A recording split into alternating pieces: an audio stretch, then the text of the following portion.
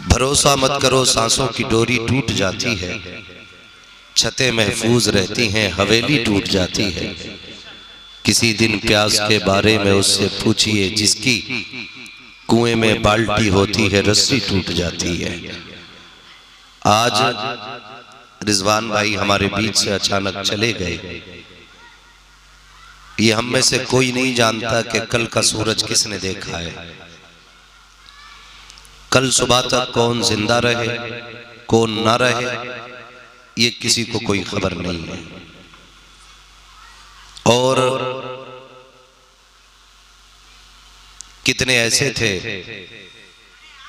जो गुज़श्ता साल हमारे बीच थे और अब हमारे बीच नहीं रहे, और हम में से कितने ऐसे होंगे जो आइंदा साल यहाँ नहीं होंगे। लेकिन याद रखिएगा, किसी के जाने से दुनिया में कोई कमी नजर नहीं आती है। एक जाता है दूसरा उसकी जगह ले लेता है, दूसरा जाता है तीसरा आ जाता है, तीसरा जाता है चौथा आ जाता है। ये कभी कोई ये ना समझे कि हम जाएंगे तो फिर हमारे बाद क्या होगा। तुम चले जाओगे, तुम्हारे जैसे और सैकड़ों तैयार हो जाएंगे। जिंदगी नाज न कर तेरा भरोसा क्या है, आदमी रेत की दीवार है रखा क्या है। भाई चलते फिरते मौतें हो रही हैं। थोड़ी देर पहले हम फोन पे बात करते हैं, फिर खबर आती है फलां का इंतकाल हो गया, फिर हम कहते हैं यार अभी तो मेरी बात हुई थी। अचानक आज आपका ऐलान, कल मेरा ऐलान, परसों फिर किसी का ऐलान। यही ऐलान मस्जिदों से होते रहेंगे। जाकर के देखो, जमीन खाली नहीं हो रही है और कब्रिस्तान भर नहीं रहे हैं। एक हद के अंदर लाखों कब्रें आ गई, लेकिन जमीन ने कभी ये नहीं कहा कि बस मेरी भूख पूरी हो गई है। ये तो हमारा रब बड़ा करीम है कि जो अच्छों को भी मिट्टी में छुपा देता है और नेकों को भी मिट्टी में छुपा देता है। वो किसी के राज खुलने नहीं देता है। आप कितने पाप करके जा रहे हैं ये सिर्फ अल्लाह जानता है। वो ये राज किसी को नहीं बताता कि ये मेरा बंदा जन्नती है कि जहन्नमी है। लेकिन हम भी अपनी सी थोड़ी कोशिश ऐसा करें कि जाते जाते हम पर किसी का कोई हक नहीं रहना चाहिए। ये सबसे ज्यादा जरूरी है कि हम कोशिश ये करें कि अपने जीते जी जो लोगों के हम पर हक हैं वो अदा कर जाएं। बहुत गौर से मेरी बात सुनिएगा, बहुत ज्यादा लंबी गुफ्तगू नहीं। तूफान नूह लाने से आखिर क्या फायदा, एक अश्क ही बहुत है अगर कुछ असर करे। भाई मोहम्मद आकिल साहब, नूर मोहम्मद साहब, इन लोगों की मोहब्बतें हैं, हमारी आपसे मुलाकात हो गई और खुदा करे ये मुलाकातें होती रहें। बहुत अच्छे लोग मुझे लगे, अल्लाह सलामत रखे सारे लोगों को। मेरी चंद बातें बहुत गौर से सुन लें। हमने ये देखा है कि जब बंदे को दफन कर दिया जाता है ना, तो कब्रिस्तान पे खड़े होकर बेटा कहता है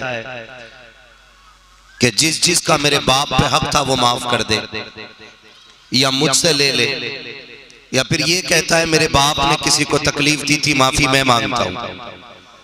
भाई अगर किसी का दिल दुखाया है तो जीते जी खुद माफी मांग लो, वरना खता आपने की है, बेटा माफी मांगे तो क्या नतीजा निकलेगा। हम जमाने को दिखाने के लिए यह ऐलान कब्रिस्तान में खड़े होकर करते हैं, मेरे बाप ने किसी का लिया हो तो दे दिया जाएगा। मैं कहता हूं यार कितना तो ऐसा है कि जो लोगों को नहीं मालूम कि हमारा लिया है कि नहीं लिया, तो बेटे को कैसे पता चलेगा कि मेरे बाप पे ये था किसी का कि नहीं। लोग बीघा बीघा भर जमीन दबा के जोत रहे हैं। आज आप एक एक बीघा कोना दबा के खेती करो, कल कब्र पे खड़े होकर बेटा कहे माफी मांगता हूं मैं, कोई नतीजा है? बोले इससे कोई नतीजा गया? हक आपने मारा है तो माफी आप मांगिए। थप्पड़ अगर मैंने किसी के मारा है, कल मेरा बेटा माफी मांगे, नतीजा क्या होगा? जानते हो सबसे मुश्किल मरहला आखिरत में ये होना है, अगर किसी ने किसी बंदे का हक मार के दुनिया से कोई गया है तो खैरियत नहीं है। और अक्सर हम लोग ज्यादातर इसी गुनाह में गिरफ्तार हैं। कोई पड़ोसी का हक मार के बैठा है, कोई भाई का हक मार के बैठा है, कोई बहन का हक मार के बैठा है, कोई गरीब का हक मार के बैठा है, कोई हाकिम है तो मजलूम का हक मार के बैठा है। जब कयामत का दिन होगा अल्लाह मजलूम की आवाज इतनी तेज कर देगा कि जालिम अपनी कानों में उंगलियां डालेंगे और आवाज फिर भी उंगली पार करके कानों के पर्दों से टकराएगी। अहले महशर चीख के कहेंगे आज किसकी आवाज इतनी ऊंची है? तो फरिश्ते कहेंगे ये मजलूम है जिसकी दुनिया में कोई नहीं सुनता था, अल्लाह ने आज उसकी आवाज बुलंद कर दी है।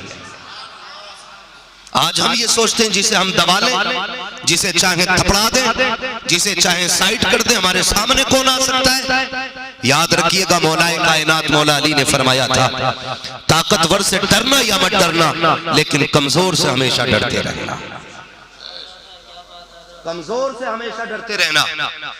किसी ने कहा था या अली कमजोर क्या कर लेगा?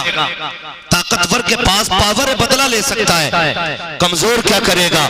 हजरत अली ने फरमाया था जब ताकतवर बदला लेता है अपनी औकात के हिसाब से लेता है, लेकिन अगर कमजोर को सताया जाता है उसकी आह अर्श इलाही से टकराती है और वो अपना बदला खुद नहीं लेता है बल्कि उसका बदला परवरदिगार लिया करता है। वाह वाह सुभान अल्लाह सुभान अल्लाह। लेकिन होता क्या है आज सारी मुसीबतें कमजोर पे तोड़ी जा रही है। बुरा ना मानिएगा, ये कड़वी सच्चाई है और हमारा समाज इतना जालिम हो चुका है हम किसी पर रहम करने तैयार नहीं। ठेकेदार भी हैं हम, जमींदार भी हैं हम, प्रधान भी हैं हम, लेकिन बताओ तो सही किस प्रधान के घर से कितने यतीमों के चूल्हे जलते? मुझे बताए कि जमींदार के घर से किस बेवा के घर का खर्च चलता है? हम इतनी देर के लिए प्रधान होते हैं जितनी देर बेटे के सर पे सेहरा बनता है, उतनी देर के लिए जमींदार होते हैं जितनी देर बेटे के निकाह में आतिशबाजी होती है, उतनी देर के लिए दौलत वाले होते हैं जब तक रंडियां नचाई जाती है, उतनी देर के लिए पैसे वाले होते हैं जब बेटे की शादी पे डीजे बजाया जाता है। उस वक्त दौलत कहाँ चली जाती है जब गरीब एक लुकमे के लिए तरसता है। उस वक्त अमीरी कहाँ चली जाती है जब यतीमों के बदन पर चादर नहीं होती है। उस वक्त अमीरी कहाँ चली जाती है जब बेवा के सर पे कोई पर्दे वाला दुपट्टा नहीं होता है। और यार अमीर वो नहीं होता है जब बेटे की शादी में लाखों में आग लगा दे। अमीर वो होता है जिसके पड़ोस में कोई गरीब भूखा नहीं सोना चाहिए। सुभान अल्लाह सुभान अल्लाह। बाबा हम अमीर भी हैं, पैसे वाले भी हैं, लेकिन फिर भी गरीब को हम तसल्ली नहीं दे सकते। बुरा मत मानना, ये कड़वी बातें जो मैं कह के जा रहा हूं, आप मेरे अपने हो। मेरी तकरीर तबे यार को बेचैन करती है, सबब क्या है वही कहता हूं जो दिल पर गुजरती है। पैसा सबके पास है लेकिन खुदा की कसम जानते हो, सुने जरा तवज्जो करें, इंसान को मरते वक्त 3 चीजों की फिक्र होती है। कितनी चीजों की? सारे बोले कितनी? ये जो लोग नहीं बोल रहे क्या मरना नहीं है? मरना है ना सबको, इससे इनकार तो नहीं किसी को। कितनी चीजों की फिक्र होती है? 3 चीजों की फिक्र होती है। नंबर 1, मैंने जो दौलत कमाई इसका क्या होगा। नंबर 2, मेरे बाद मेरे बच्चों का क्या होगा। नंबर 3, कब्र में जाने के बाद मेरा क्या होगा। ये 3 फिक्रें होती हैं। मैंने जो दौलत कमाई, ये बिल्डिंग बनाई, ये इमारतें, ये जमीनें, इनको कौन इस्तेमाल करेगा? मैं इनके मजे नहीं ले पाया। नंबर 2, मेरे बच्चों को कौन देखेगा। नंबर 3, मेरा क्या होगा। ये 3 फिक्रें होती हैं। और गौर से सुनिएगा, मैंने तो यहां तक बुजुर्गों को फरमाते सुना है, बुजुर्गों को जब बंदे का इंतकाल होता है ना और रूह दरवाजे से बाहर जाती है तो मुड़ के अपने घर की तरफ देख के आवाज दे के कहती है, ख्याल करना अपने पीछे यतीम और बेवा छोड़ के जा रहा हूं, अपने पीछे यतीम और बेवा छोड़ के जा रहा हूं। मेरे बच्चों को जलील न करना, मेरी बेवा को रुसवा न करना, मेरे यतीमों का ख्याल करना, मेरी बेवा के तन के कपड़े न उतारना। खुदारा ख्याल करें, आज हर बस्ती के अंदर यतीम रहते हैं, हर खानदान में यतीम मौजूद होंगे, हर पड़ोस में यतीम होंगे, लेकिन होता क्या है, जब तस्वे की भीड़ लगती है लोग यतीम को गोद में बैठा के कहते हैं बाप जैसा प्यार दूंगा। जब 40वें की तादाद कसरत से लोगों की बढ़ती है, कहता मैंने आज तक बेटे को बेटे की तरह पाला है यतीमों को, लेकिन जैसी 40वें की भीड़ चली जाती है, कौन कहां का यतीम कैसा यतीम, कौन भतीजा किसका भतीजा, कोई सीने से लगाने नहीं आता है। हमने तो यहाँ तक देखा है, अगर सगा यतीम भतीजा अपने चचा के दरवाजे पे आता है और चचा का बेटा मुर्गे और बकरे खाता हो तो चचा कहता है बेटे प्लेट उठा के अंदर ले जा, यतीम आ रहा है, इसकी नजर लग जाएगी। हम इतने सफाक और सालिम हो चुके हैं, याद रखिएगा अगर यतीमों की नजर खाने को लगने लग जाए फिर पूछने की जरूरत नहीं है कयामत कब आएगी। समझ लेना कयामत दरवाजे पे आके खड़ी हो गई है। और तुम्हें खुदा का वास्ता, अगर भाई तुम्हारा यतीम छोड़ के गया है, अपने बच्चों को भले 1500 के कपड़े दिलवाओ, 500 के यतीम को दिलवा दिया करो, अपने बच्चों पे 1000 खर्च करो, 200 रुपए यतीम पे खर्च कर दिया करो, इसलिए कि जब तुम्हारा बेटा 1000 के कपड़े पहनेगा तो तुम्हें खुशी होती है, जब यतीम 200 पहनता है तो परवरदिगार भी राजी होता है, मदीने वाला भी राजी होता है। लेकिन हम कुछ भी नहीं देख रहे, हमें ख्याल भी किसी चीज का नहीं है। हम अपने मुआशरे को इतना खूबसूरत बनाएं कि बंदे को मरने की फिक्र नहीं होनी चाहिए। समझ रहे ना, किस चीज की फिक्र नहीं होनी चाहिए, मरने की फिक्र बंदे को नहीं होनी चाहिए। मैं तुम्हें बता दूं, अल्लाह का शुक्र है हम बरेली वाले लोग। कौन है हम? बरेली वाले। लेकिन हमारे अंदर कुछ गलत रस्में आ गई है, वो भी मैं कह जाऊं, अल्लाह करे इन रस्मों का, गलत रस्मों का जनाजा निकले। क्या सुने बहुत गौर से, ये जो मैयतों में डेगे की डेगे बन रही है ना और वलीमों की तरह दावतें हो रही हैं,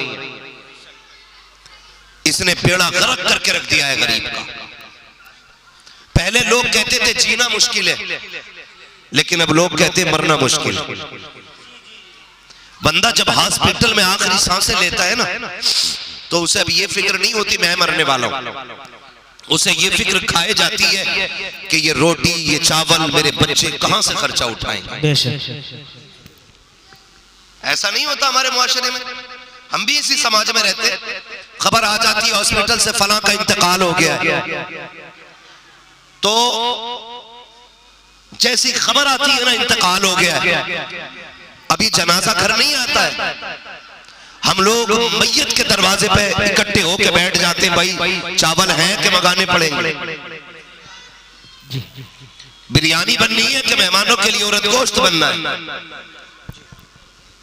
तो चंद लोग मशवरा दे के कहते हैं भाई अंदर पूछवा लो, चावल हैं कि मंगाने पड़ेंगे। एक बंदा अंदर जाता है, कोई यतीम निकल के आता, क्या बात का बेटे अपनी अम्मी से पूछ के आओ चावल हैं कि मोल मंगाने पड़ेंगे। जरा शर्म कर यार, किससे पूछ रहे हो? जिसको अभी बेवा होने का दाग लगा है, शायद पूरी जिंदगी अपने शोहर की जुदाई का सदमा इसके दिल से जुदा ना। बच्चा अम्मी के पास आके कहता माँ ये कौन लोग हैं जो बाहर चावल खाने की तैयारी कर रहे हैं, हमारे अब्बा की लाश अभी घर नहीं आई है, ये खाने के लिए पहले आ गए। माँ कहती है बेटे मुआशरे से मजबूर हैं, रोटी तो देनी पड़ेगी ना, इनसे कह दो हम तो पहले से हमारे घर में कुछ नहीं है, कह दो दुकान से चावल खरीद लाएं। फिर अंदर खबर जाती है उधार आने में के पैसा है, बेवा की चीख निकल जाती है, रो के कहती है 50,000 का कर्जा हो गया है, जेवर बेच के मैंने शोहर का इलाज कराया था, जाओ इनसे जाके कह दो जहां से शोहर के इलाज का कर्जा दिया जाएगा वहीं से तुम्हारे चावलों का भी कर्जा दे दिया जाएगा, तुम्हारे गोश्त का भी कर्जा दे दिया जाएगा, जाओ उधार लेके आ जाओ। गैरत आनी चाहिए। हम मैयतों में भी रोटी खाने जाया करते थे, वो यार खुदा ने अक्ल सलीम दी थी, तुझे पता चला था किसी यतीम का जनाजा उठने वाला है, कोई गरीब दुनिया में बच्चे छोड़ के जा रहा है, तो भूखे पेट ना जा, अपने घर से चला है, अल्लाह ने तौफीक दी है, 500 या 1000 जेब में डाल ले, आजा मरने वाले के दरवाजे पे पूछा करके इसका बेटा कहाँ है, तो देख किसी कोने में उसका यतीम से सकता होगा करके, किसी कोने के अंदर उसकी बेटी बेहोश पड़ी होगी, आके देखना उसी घर के अंदर बेवा के मुंह में पानी डाला जा रहा होगा, वो तुझे चावलों की पड़ी है। अल्लाह तौफीक दे, अपनी जेब से 1000 रुपए निकाल, गरीब की जेब में डाल दे, इधर गरीब मुस्कुराएगा, उधर मदीने वाला मुस्तफा मुस्कुरा। नारे तकबीर, नारे रिसालत, मसलके आला हजरत। सुभान अल्लाह, सुभान अल्लाह। कर दिया मरना, 6 पतीले बन रहे भाई, जो दूर से आए हैं नहीं पहुंच सकते, भूख का वक्त है, उन्हें खिलवा दो, मगर एहतमाम के साथ खाया जाता है। मर गया गरीब करते करते, यूं तो कफन भी महंगा, तख्ते भी महंगे, ऊपर से बिरयानियों के जलवों ने खाल उधेड़ ली गरीब की। कसम, अगर जीने नहीं दे सकते कम से कम चैन से मरने तो दिया जाए, मरने तो दो चैन से लोगों को। बंद करो ऐसे खाने जो फजूल के हों, खिलाना है सब आपके लिए, गरीबों को खिलाओ, यतीमों को खिलाओ, कुरान पढ़ने वालों को खिलाओ। ये नहीं है कि ठल हुए खा के चले जाएं और मरे हुए पे और तोला के सवार हो। बेशक बेशक, सुभान अल्लाह। ये रस्में खत्म हो जानी चाहिए। अगर अल्लाह तौफीक दे, मान लीजिए, बुरी तो नहीं लग रही ये बात है, अगर लग भी रही होंगी तो फर्क नहीं पड़ता है, मैं आईना को दिखाऊंगा दाग चेहरे के, जिसे खराब लगे सामने से हट जाए, बस साफ सी बात है। इस चीज ने बेड़ा गर्क करके रख दिया गरीब। सोच रहे लोग क्या होगा हमारे मरने के बाद, हमें बिरयानी की पड़ी है, हमें उर्दू की पड़ी है।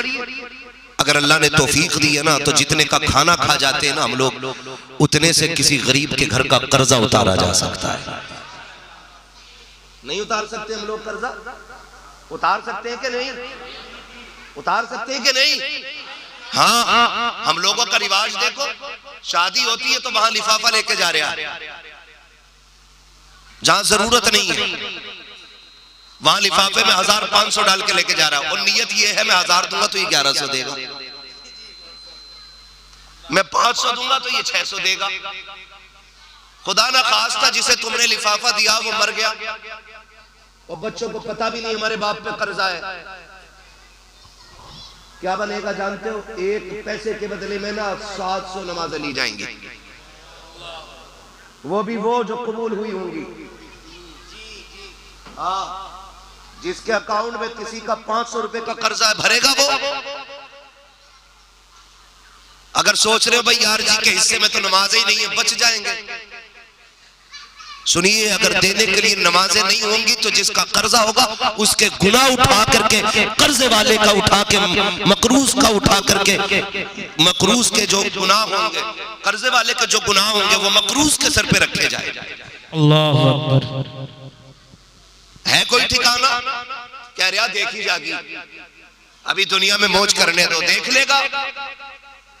आखिरी तख्ता ने लगता है ना चीखें निकल जाती हैं, आखिरी तख्ते पे मौलाए कायनात मौला अली कब्रिस्तान से गुजरे, आवाज सलाम किया आपने, जवाब आया वालेकुम अस्सलाम।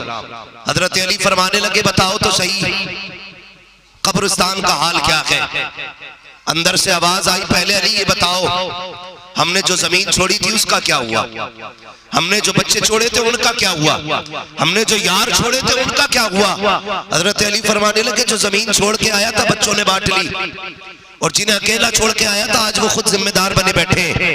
कहा यारों का क्या हुआ? कहा तू चला गया उन्हें और यार मिल गए, तेरी कमी महसूस नहीं होती है? आप फरमाने लगे चल तू बता कब्र को कैसा पाया? उसने कहा ली जैसी पहला झटका लगाना, मौत की कड़वाहट ने दुनिया के सारे मजे खत्म कर दिए थे।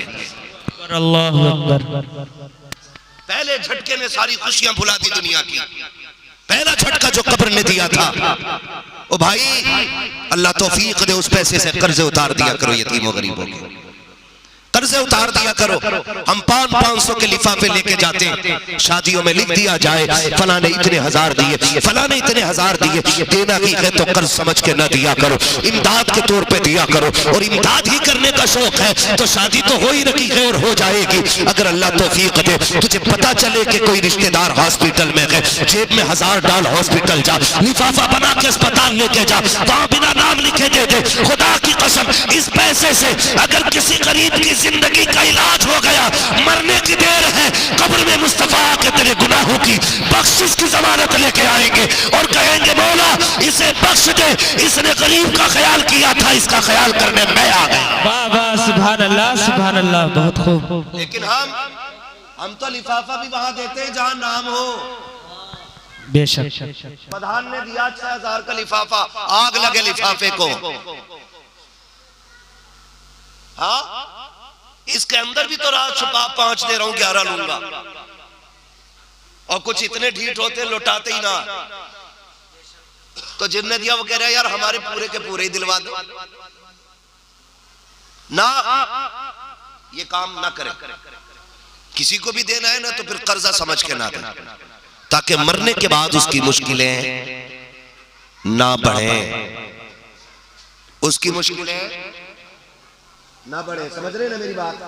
पैसों पे तवज्जो तो इन्हें ले जाइए, मगर सुनिए जो मैं कह रहा हूं, ताकि आखिरत की मुश्किलें ना बढ़े, ये जरूरी है।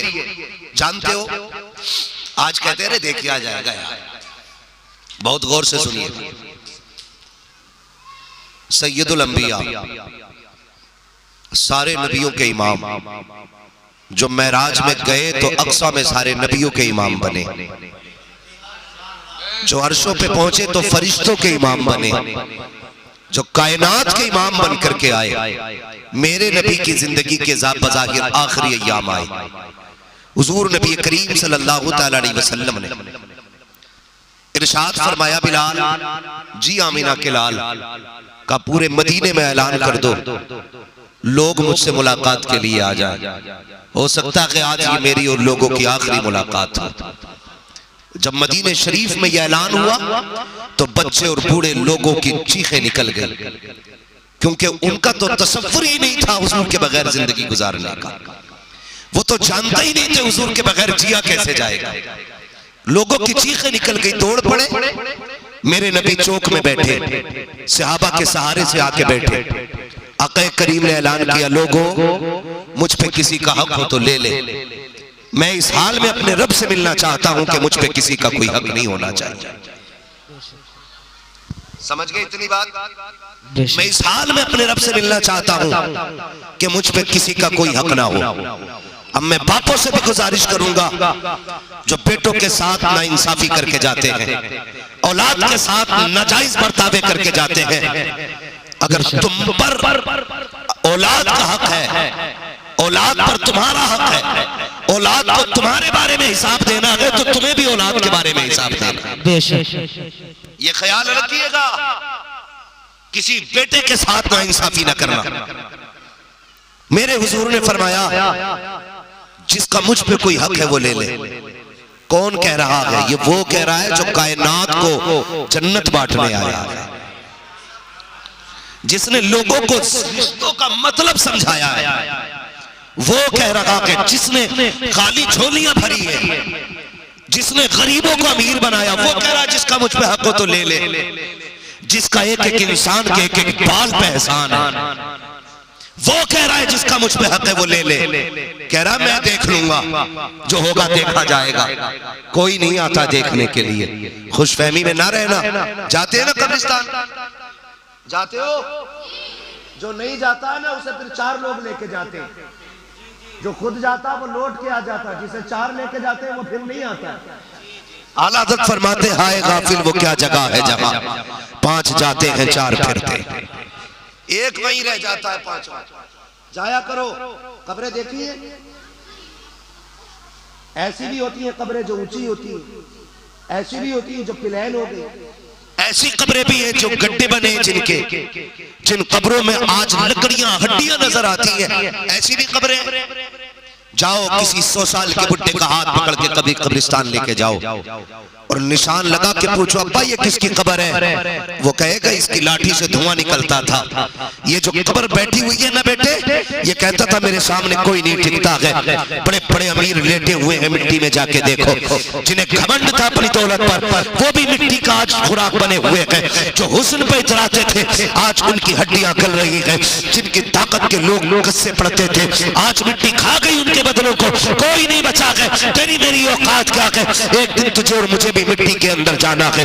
मेरे नबी ने फरमाया था किसी का मुझ पे हक हो तो ले लिया जाए। सहाबा की चीखें निकल जाती हैं, या रसूल अल्लाह हमारी औकात, हम तो गए गुजरे थे, हम तो जहन्नम के किनारे पे खड़े थे। आका आपने हाथ पकड़ा, जन्नत के दरवाजे पे लाके छोड़ा है। आप हक की बात करते हैं, या रसूल अल्लाह जिंदगी आपने दी है, उसूले जिंदगी आपने दिए हैं, आपका हक कैसे हो सकता है। मेरे नबी जान भी दे दे तब भी आपकी गुलामी का हक अदा नहीं हो सकता है। मेरे नबी की बारगाह में सहाबा इस तरह गुजार हो रहे हैं। इतने में एक शख्स ने खड़े होकर कहा था या रसूल अल्लाह मेरा हक बाकी है। जैसे इतना कहा है अबू बकर सिद्दीक की चीख निकल जाती है, खबरदार चुप हो जा, क्या कह रहा है तुम, जुमलों पे गौर तो कर, किससे कह रहा है हक बाकी है। अल्लाह अकबर। जैसे हजरत अबू बकर ने इतना कहा है हजरत उमर की चीख निकली। आगे बढ़ के कहते हैं यार देख तो सही, मेरे नबी की इतनी तबीयत खराब है, बुखार इतनी शिद्दत का है कि हाथ माथे पे नहीं रखा जाता है, और तू नबी से बदले लेने की बात करता है। कहा चल बता तेरा बदला क्या है। उसने कहा कि एक दिन मैं सब में खड़ा था, हुजूर सबको सीधा कर रखे थे, हुजूर के हाथ में कोड़ा था, हुजूर ने जब कोड़े को घुमाया मेरी कमर पे लग गया था, आज मुझे अपने कोड़े का बदला चाहिए। जैसे इतना सहाबा ने सुना चीखें निकल जाती है, सफे मातम बिछ जाती है। होश तो कर, हजरत उमर चाहते थे आगे बढ़ के सवाल पकड़ ले, लेकिन नबी ने इशारा कर दिया उमर खबरदार आगे न बढ़ना, ये मेरा और मेरे उम्मती का मामला है, आज हक का मामला है, जिसका जो भी हक होगा वो दिया जाएगा। ये मेरे नबी कह रहे हैं। अल्लाह अकबर। आका करीम फरमाते हैं लेने तो सहाबा, बता प्यारे क्या हक है। का मेरे कोड़ा लगा था। आका करीम फरमाते हैं जाओ सलमान मेरी बेटी फातिमा के घर चले जाओ, उनसे जाके कहना वो जो कोड़ा रखा हुआ है वो दे दिया जाए। सलमान दौड़े दौड़े गए हैं, सैयदा कायनात जन्नत के दरवाजे पे गए, दस्तक हुई, आवाज आई मंदक्कल बाप, कौन दरवाजे पे आया है। कहा मैं तुम्हारा चचा सलमान हूँ। चचा कैसे आना हुआ। कहा हुजूर ने कोड़ा मंगाया है। क्या जरूरत पड़ गई मेरे बाबा को, मेरे बाबा की तो तबीयत खराब है, बेटी बेटी हुआ करती है। जैसे इतना कहा है क्या जरूरत पड़ गई मेरे बाबा को। हजरत सलमान की हिचकी बन जाती है, रो के कहते हैं खातून जन्नत आज मेरे नबी ने ऐलान किया है जिसको जो बदला लेना है ले ले। का सबने तो गर्दनें झुका दी, उकाशा खड़े हो गए हैं, उन्होंने कोड़े का बदला मांग लिया है। अल्लाह अकबर। इतना सुनना था, खातून जन्नत ने थोड़ी अंदर कोड़ा उतारा, बेटे चटाई पे सोए हुए थे, दोनों शहजादों को बैठाया। कहते शहजादों बताओ तो सही, आज तक मैंने कुछ नहीं मांगा है, जी अम्मी कुछ नहीं मांगा, आज मांगना चाहती हो। का क्या चाहती हो। का कोई है जो मेरे बाप से कोड़े का बदला लेना चाहता है। मेरे बच्चों सुनो, मेरे बाप की तबीयत खराब है, बीमार है, तुम जाओ और उससे जाके राजी करो, किसी भी सूरत में वो राजी हो उसे मना के रहना। मेरे बाप के कोड़ा नहीं लगना चाहिए, अगर एक के बदले में 100 कोड़े भी खाने पड़े शहजादों अपनी कमर पे खा लेना। बाप के लिए बेटे चले गए, कुर्बानी दे दूंगी, मेरे बाप के कोड़ा नहीं लगना चाहिए। बेटी बेटी हुआ करती है। खातून जन्नत ने शहजादों को उठाया, जैसे शहजादे बाहर आए गए हजरत उकासा की उंगली पकड़ी है, वहां पे आए जहां सहाबा की भीड़ लगी थी। बताओ ना चाचा कौन है जो हमारे नाना से बदला लेना चाहता है। हजरत सलमान फारसी ने उकाशा की तरफ इशारा किया, वो जो खड़ा है देखो, वो उकाशा हुजूर से बदला लेना चाहता है। तोड़े गए शहजादे। अल्लाह अकबर। तोड़ने के बाद हजरत उकाशा का हाथ इमाम हसन ने एक तरफ से पकड़ा, दूसरी तरफ से इमाम हुसैन ने पकड़ने के बाद रोके कहते हैं चचा उकाशा हमारे नाना के कोड़े न मारना, एक के बदले में अगर 100 मारने हैं हमारी कमर हाजिर के मार लिया जाए। अल्लाह अकबर। शहजादों ने रोक के इतना कहा, चीखें बुलंद हो गई थी सहाबा की। आका करीम ने कहा शहजादों पीछे हट जाओ। अल्लाह अकबर। शहजादे पीछे हटे गए। मेरे नबी कहते उकाशा अपना बदला ले लो। हजरत उकाशा आगे बढ़ के कहते हैं या रसूल अल्लाह जब मेरे कोड़ा लगा था उस वक्त मेरी कमर पे कपड़ा नहीं था, आका अपनी कमीज उतार दीजिए। अल्लाह अकबर। वो पैगंबर जो कायनात के दर्द को बांटने के लिए आया था, हालत बुखार है, है, शिद्दत की बीमारी है, बैठा नहीं जा रहा है, एक रंग चेहरे पे आता है, दूसरा चला जाता है। ये आलम था हुजूर की तबीयत और बुखार का। जैसी कमीज उतारने की बारी आई है, सहाबा की चीखें निकल गई। अबू बकर ने अपनी दाढ़ी पकड़ी, आगे बढ़ के कहते ले तुझे सफेद दाढ़ी का वास्ता, मेरे महबूब के कोड़ा न मार, जितना चाहे मुझे मार ले, नबी को तकलीफ ना दे। मेरे नबी ने फरमाया सिद्दीक पीछे हट जाओ। अल्लाह अकबर। आका करीम ने जैसी कमीज उतारी है, सहाबा कहते हमने आंखें बंद कर ली थी, अब क्या होने वाला है, डर लग रहा था कहीं आसमान गिर ना जाए, जमीन फट ना जाए। कहते हम तो हमारे दहशत के कांप गए थे। पैगंबर ने कमीज उतारी है और कमर घुमाई है अपने सहाबी की जानिब। हजरत उकाशा से कहते हैं लो अपना बदला ले लो। हजरत उकाशा ने कोड़े को फेंक दिया, दोनों शानों के बीच में मोरे नबुव्वत थी, दौड़ करके बोसा ले लिया। कहते या रसूल अल्लाह मेरी औकात क्या है, आपसे बदला ले सकूं? मैंने आपको फरमा के सुना है जो आपके बदन से लग जाएगा उस पर जहन्नम की आग हराम कर दी जाएगी। आका आज मैं बदन से लग गया हूँ। मेरे नबी ने फरमाया जिसे जन्नती देखना हो वो उकाशा का चेहरा दे। नारे तकबीर, नारे रिसालत, मसलके आला हजरत हजरत अल्लामा मौलाना मुफ्ती हम्माद रजा साहिब किबला। नारे तकबीर, नारे रिसालत। बहुत खूब। हक अदा करके जाना, जिसका जो हक है ना वो अपनी जिंदगी में पूरा कर जाना। किसी का हक लेके नहीं जाना, नहीं जाना। एक बात और कह दूं, सुनेंगे थोड़ी देर? जी जी, जितने लोग सुनना चाहते हैं जरा कह दे या रसूल अल्लाह, या रसूल अल्लाह। माशाअल्लाह, अल्लाह सलामत रखे, अल्लाह आपकी मोहब्बतों को सलामत रखे। मेरी बात और सुन ले। होता क्या है, इधर शौहर का इंतकाल हुआ, औरत को लाया जाता है शौहर के पास। अब वो कपड़े खींच के कहती है माफ कर जाओ, मुझसे जो गलती हो गई माफ कर दो, मेरी बहन अब कुछ नहीं होने वाला। बेशक ये तो तुझे अपने जीते जी करना था। बेशक मरने के बाद शौहर से माफी मांगने का मतलब क्या रहता है? अगर तुझे माफी ही मांगनी थी तो इसकी जिंदगी में एक रात इसको बैठा के माफी मांगी होती। बेशक कभी रात में इसके आगे बैठ के कहा होता मेरे सरताज कोई खता हो गई हो तो माफ कर दिया जाए। आज कफन से लिपट के माफी मांग रही है, आज उसके कपड़े नोच के माफी मांग रही है। तू बता क्या तेरा वकार नबी की बेटी से बड़ा है? तेरा रुतबा खातून जन्नत से बड़ा है? तेरी इज्जत खातून जन्नत की इज्जत से ज्यादा है? उठा तारीख खातून जन्नत की। मरने के बाद कफन नोचने वाली बहनों, जीते जी अपने शौहर से माफी मांगना, उसकी जिंदगी में उसे राजी कर लेना, वरना याद रखना फरमाया गया जो औरत इस हाल में दुनिया से जाएगी कि उसका शौहर उससे राजी होगा, अल्लाह उसके लिए जन्नत के साथ वो दरवाजे खोल दे। सुभान अल्लाह, सुभान अल्लाह।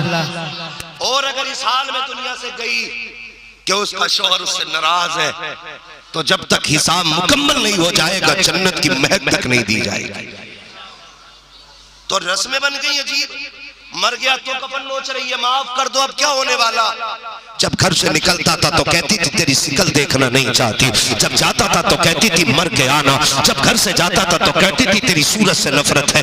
आज चला गया है तो दुआएं कर रही है, आज भीख मांग रही है, करम की कुछ नहीं होने वाला। वो कर जो खातून जन्नत ने किया था, खुदा की कसम खातून जन्नत, बुखार की शिद्दत, बीमारी का याम खातून जन्नत के है। एक दिन हजरत अली घर में तशरीफ लाए, जैसी अचानक घर में आए देखा खातून जन्नत झाड़ू लगा रही है। अल्लाह अकबर देख के मुस्कुरा के कहते हैं लगता है फातिमा की तबीयत ठीक हो गई है। कनीज खड़ी थी, उसने कहा सरकार सरकार मैंने कई कोशिश की है लेकिन खातून जन्नत आज काम करने नहीं दे रही है, सफाई भी खुद की है, कपड़े भी सारे धुले हैं आज खातून जन्नत ने। कहती अली जो अमामा है सिर्फ ये रह गया है, अपना मामा और दे दीजिए ताकि मैं उसको भी धुल दूं। अभी अली नहीं समझे गए, खातून जन्नत ने अमामा, खातून जन्नत ने हजरत अली का मामा भी धुला। उसके बाद शहजादों को गुस्ल दिया, नहलाने के बाद जब बेटों के सर में बाल काटने शुरू किए हैं, तेल डाला, सुरमा लगाया, खातून जन्नत रोना शुरू कर देती है। अल्लाह अकबर। हजरत अली कहते हैं फातिमा क्यों रो रही हो? आज से पहले भी शहजादे दूल्हा बनाए हैं, आज भी दूल्हा बना रखी हो, आज से पहले कभी नहीं रोई हो, आज क्यों रो रखी हो? खातून जन्नत ने कहा था अली रह रह के ख्याल उड़ा रहा है। कहा कौन सा ख्याल? का मुझे ख्याल आ रहा है आज फातिमा ने बेटों को दूल्हा बनाया है, आज के बाद कौन मेरे बच्चों को दूल्हा बनाएगा? कौन मेरे बेटों का मुंह धुलेगा? कौन मेरे बेटों के सर में तेल डालेगा? ये कह के खातून जन्नत रोई है। हजरत अली ने कहा कहना क्या चाहती हो? कहा अली आज मेरा दुनिया से जाने का वक्त आ गया है, ए अली आज मेरा आखिरी वक्त है। इतना सुना हजरत अली की आंख में आंसू आ गए। फातिमा ये बात ना करे, बच्चे छोटे छोटे हैं, इतनी जल्दी छोड़ के जाने की बात ना करे। अल्लाह अकबर इतनी बात कही है। आप फरमाती है शहजादो जाओ तुम तो नाना के मजार पे जाओ, जाके मेरा सलाम कह दो। शहजादे तो मजार पे गए हैं, इधर खातून जन्नत ने हजरत अली का हाथ थामा। कहती अली आज फातिमा कुछ मांगना चाहती है, मांगो फातिमा क्या मांगना चाहती हो? सुनना मेरी कौम की बेटियों कान खोल करके, अपने शोहर के लिए बददुआ न करना, उसके लिए कभी दामन फैला के उसकी मौत की खैरात मत मांगना। अल्लाह तौफीक दे शोहर के लिए जब भी जबान खुले उसकी जिंदगी की भीख मांगना, इसलिए कि शोहर शोहर होता है। अगर लंगड़ा है तब भी शोहर है, अपाहिज है तब भी शोहर है, अंधा है तब भी शोहर है। तुझे नहीं पता है शोहर तेरे लिए पूरी दुनिया की बादशाहत होता है, शोहर दुनिया की खुशी होता है तेरे लिए। जिस दिन ये चला गया कोई तुझे इज्जत की निगाह से देखने वाला नहीं होगा, जिस दिन ये चला गया कोई तुझे दो लुक में इज्जत के देने वाला नहीं होगा। जिस दिन शोहर ने सफेद कफन पहन लिया तुझे इज्जत से खाना देने कोई नहीं आएगा। और तुझे खुदा का वास्ता जब ये घर से निकला करे बददुआ ना दिया कर, बल्कि मुसल्ला बिछाया कर, हाथ उठा के कहा कर मालिक सुहाग के जोड़े में छोड़ के गया है, सुहाग के जोड़े में मिलाना। और जब भी ये जाया करे इसकी जिंदगी की भीख मांगा कर, इसलिए कि जब तक शोहर रहता है तब तक औरत की दुनिया के अंदर जन्नत रहा। सुभान अल्लाह सुभान अल्लाह। बहुत खूब हजरत, बहुत खूब। तवज्जो करें बहुत गौर से। हमारी बहनें बददुआ बहुत करती, बात बात में झगड़ा, किचन में से ही आवाज आती है अल्लाह करे तेरी शिकल ना देखूं, तो वो भी कह रहा जा मैं भी तुझे नहीं देखना चाहता। 2 मिनट बाद खबर आती है चौराहे पे गाड़ी टकरा गई, एक्सीडेंट हो गया। फिर कितनी हमदर्द बन जाती है, फिर बेहोश भी होगी, लोग मुंह में पानी डालें, फिर पता चलता है कौन सी दौलत चली गई है। मेरी बहन तेरी शोहर, तेरा शोहर तेरी सबसे बड़ी दौलत है।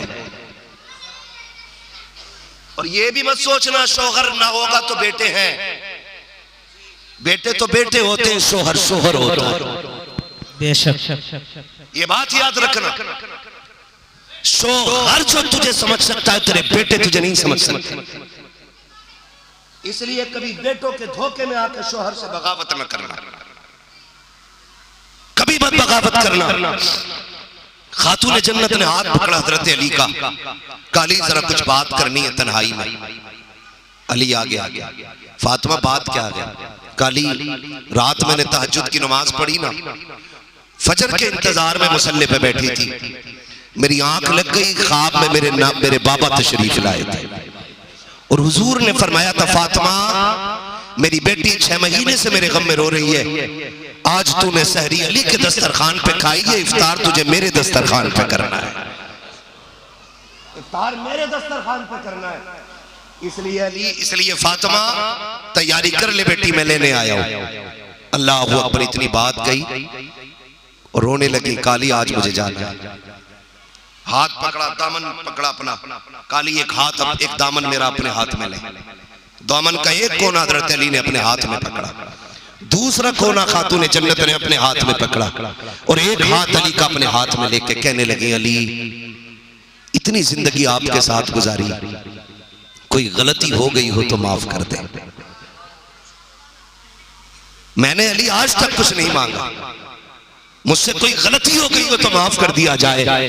हजरत अली की चीख निकल जाती है, कहते खातून जन्नत तुम तो सैयदुल अंबिया की बेटी हो, तुम्हें तो शहजादियों वाला आराम मिलना चाहिए था, तुम्हारी खिदमत में कनीज़ें होनी चाहिए थी, लेकिन फातिमा जब से मेरे घर आई हो सिवाय दुख के तुम्हें कुछ नहीं मिला है, फाकों के सिवा तुमने कुछ नहीं देखा है। ए फातिमा माफी तो मुझे मांगनी चाहिए, तुमसे कैसी गलती हो सकती है, तुमसे कौन सी कोताही हो सकती है, किस कोताही की बात करते हो? अब जरा गौर करना खातून जन्नत के जुमलों पर। आप कहती हैं अली मैं बीवी हूँ, तुम मेरे शोहर हो, ऐसा हुआ होगा आपने मुझे खाने का हुक्म दिया हो, देने में ताखिर हो गई हो, कपड़े धोने को बोला हो, मुझसे देर हो गई हो, अली तुमने किसी काम को कहा हो, पूरा करने में ताखिर हो गई हो, ए अली मुझे माफ कर दिया जाए। अली की चीख निकली है। कहते खातून जन्नत मैंने तुझे माफ किया, तू भी वादा कर कि नाना के मुस्तफा के सामने मेरी शिकायत न करना, मेरी बारे में कुछ न कहना, वरना अली तो मर जाएगा,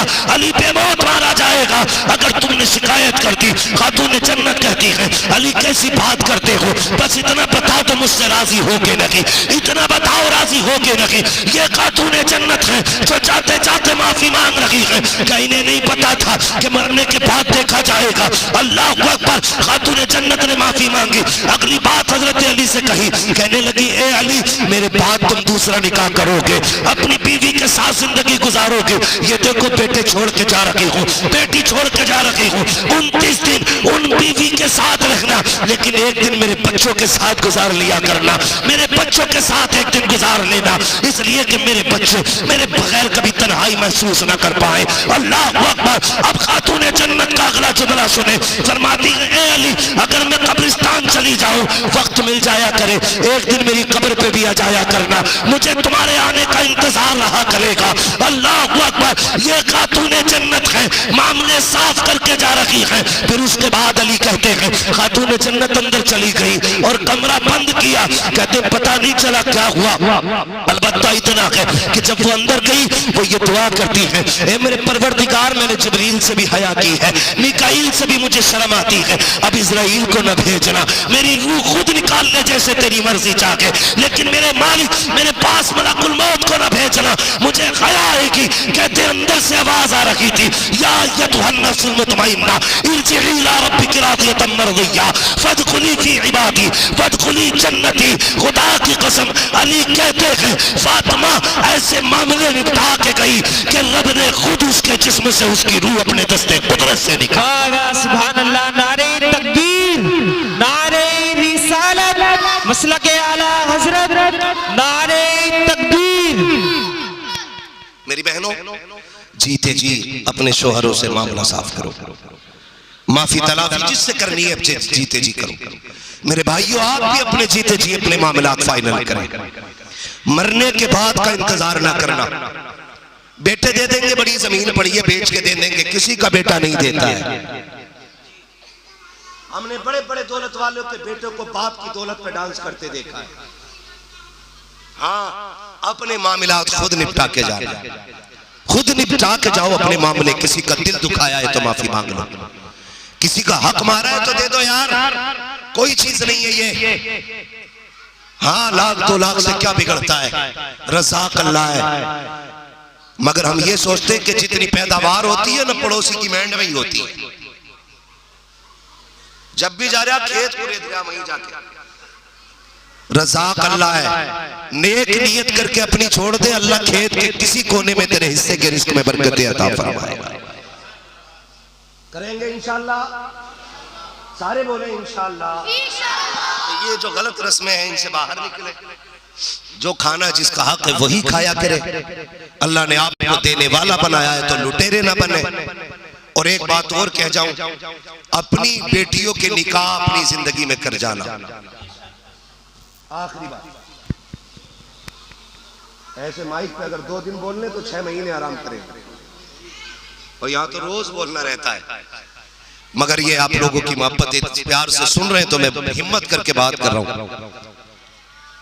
अपने हाथ से अपनी बेटियों के हाथ में लेकर जाना।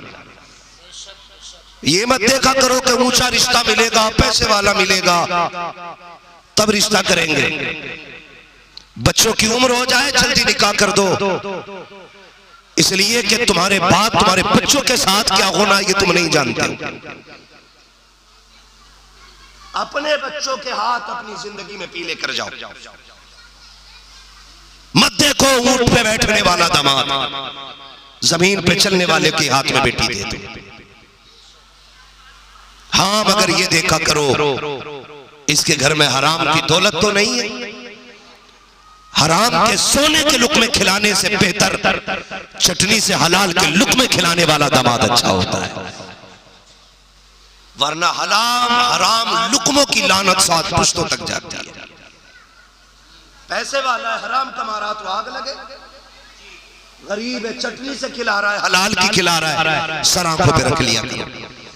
इसलिए कि हराम के सोने के लुक़मे अल्लाह को प्यारे नहीं, हलाल के चटनी के लुक़मे अल्लाह को प्यारे होते हैं। अपने जीते जी बेटियों के हाथ पीले कर दो, वरना खानदान की इज्जत से जमाना खिलवाड़ करेगा। तमाशाई बनते हैं यार। अगर 4 खैर खाओं ने निकाह करा भी दिया तो क्या किया? हाँ भाई, हम देखते हैं, कहते हैं इज्तिमाई निकाह हो रहे हैं, इज्तिमाई निकाह, आज 100 निकाह हुए, कल 150 कराए गए, लेकिन साथ में जलील किया जाता है उनका फोटो डाल के अखबार में। देखना अखबार, जहां 70 दूल्हे बैठे हो लाइन से, एक का मुंह जनाजे से ज्यादा खिला हुआ नहीं लगता। बने दूल्हा होते हैं, मुंह जनाजों की तरह लटके होते। क्यों? क्यों? उसकी वजह ये होती है, दूल्हा सबसे ज्यादा खुश होना चाहिए, लेकिन फोटो लेते वक्त उसे जलील किया जाता है। उसे एहसास होता, काश अगर मैं भी किसी लायक होता ना, आज यहाँ बैठ के जलील ना होता, मैं भी इज्जत से किसी के घर का दामाद बनता। अगर दे रहे ना 60,000 के जहेज में निकाह करा रहे यार, वो 60 वाला भी अपने घर रख ले। ऐसे भी हुजूर के उम्मती मौजूद है, खाली हाथ निकाह करके ले जाएंगे, यहाँ खाली हाथ रहेंगे, कयामत में जन्नत का परवाना मुस्तफा अता फरमा देंगे। हैं? तो निकाह भी किए जा रहे गरीबों के, तो जलील करके। और बेटियों से गुजारिश करूंगा, खुदारा माँ बाप की इज्जत का खास ख्याल किया करें। किसी का गाड़ी, बंगला, दौलत, कोई भी पैसे वाला तुम्हें इतना प्यार नहीं दे सकता जितना तुम्हारा बाप तुम्हें प्यार दे सकता है। ये सीधी सी बात है। जो बेटियां किसी चोनू मोनू जानू सोनू के चक्कर में आके बाप का मुकाला करके चली जाती है ना, पूरी जिंदगी परेशान रहेगी। इसलिए मेरी बहनों, आपसे भी गुजारिश है, अपने बाप की रजा के साथ आप निकाह करें, इज्जत के साथ परिवार में रहें, खानदान आबाद करें, अल्लाह तुम्हारी नस्लों को आबाद करे।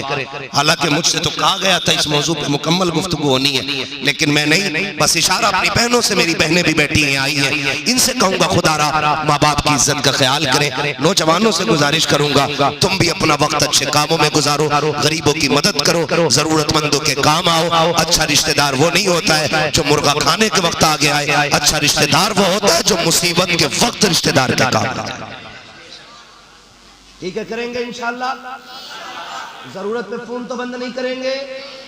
हाँ, ये होता है, रिश्तेदार बीमार है तो फोन बंद कर लिया, पैसे ना मांग ले, और धोखे से लग गया और लल्ला ने उठा लिया तो पता क्या कह मैं क्या बात थी, ना पैसे चाहिए थे। अरे पगली, कल ही कह देती इस बात को, मरीज आप आज बना, वो कल पैसे क्यों मांगती भाई?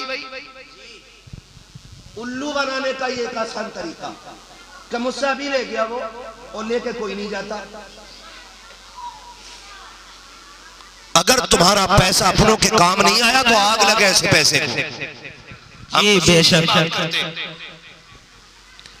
जरूरतमंदों के काम आया करो, अल्लाह तुम्हारे काम अपनी कुदरत से पूरे कर देगा। जो काम तवाओं से नहीं चलते वो दुआओं से चल जाया करते हैं। अल्लाह ताला हमारे मुआशरे को अच्छे काम करने की तौफीक अता फरमाए, और सारे मुआशरे को अल्लाह अच्छे रिश्तेदार अता फरमाए। अच्छे रिश्तेदार मिलना भी बड़ा मुश्किल काम, बड़ा मुश्किल काम, बड़ा मुश्किल काम है। अच्छे रिश्तेदार नहीं मिलते। अच्छा बैल मिल जाएगा, अच्छा बकरा मिल जाएगा, कोहिनूर हीरा मिल जाएगा, अच्छे रिश्तेदार मिलना मुश्किल। बेशक, अच्छा रिश्तेदार कौन होता है? खंजर चले किसी पे तड़पते हैं हम अमीर, सारे जहां का दर्द हमारे जिगर में है। बेशक, सुभान अल्लाह। जो आपके दर्द को अपना दर्द समझे वो अच्छा रिश्तेदार। समझ गए? फोन बंद करेंगे नहीं, बोलो, बहाना करके पैसे बचाएंगे नहीं, काम आ जाया करो, काम आ जाया करो। कहीं ऐसे फंसोगे कोई रास्ता नहीं होगा, अल्लाह वहां से तुम्हारे काम निकाल देगा। बेशक सुभान अल्लाह। मौला करीम मैंने जो बातें कही इसके बोलने में अमदन सामन जो लफ्ज़िश खता हुई वो अल्लाह माफ फरमाए, और मौला करीम इस महफिल पाक के सदक़े में रिजवान भाई की बेहिसाब मग़फ़िरत फरमाए। अल्लाह उनके बच्चों के इमदाद के गैब से असबाब मुहैया फरमाए। मौला करीम उन यतीमों की जान माल इज्जत आबरू की हिफाजत फरमाए। मौला करीम इस घर को शादो आबाद रखे, बस जो हुए अगलात उनको माफ फरमाए। रब्बे कायनात जिंदगी ने दिया साथ फिरों की मुलाकात, चमन रहा फूल खिलेंगे, जिंदगी रही फिर मिलेंगे। मुसाफिर है हम भी, मुसाफिर हो तुम भी, किसी मोड़ पर फिर मुलाकात होगी। फकीरान आए सदा कर चले, सदा खुश रहो ये दुआ कर चले। सारे लोग कलमा शरीफ पढ़ लीजिए, ला इलाहा। साड़ू सस्ते में काम मत चलाओ, साड़ू हो तो तुम्हें तो सुभान अल्लाह जोर से बोलना चाहिए था ना। नहीं तुम भी दामाद हो इस घर के। हाँ ज्यादा ठंड मान रहे हैं, जरा सारे पढ़े जोर से, ला इलाहा इल्लल्लाह मुहम्मदुर रसूलुल्लाह व मा अलैना इल्लल बलाग। अस्सलामु अलैकुम व रहमतुल्लाहि व बरकातहू।